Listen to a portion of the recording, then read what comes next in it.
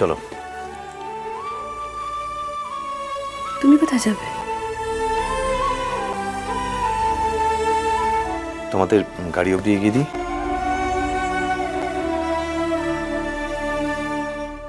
Thanks, তার দরকার নেই।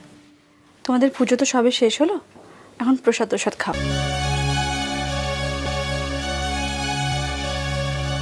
বলছিলাম, একটুও বসবে না কমলিকা?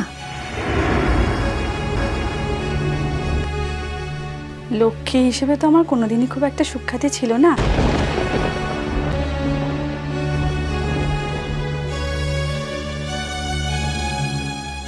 আজ লক্ষ্মী পুজোর দিন আদর করে না হয় অলক্ষ্মীকে নাই বসতে বললে।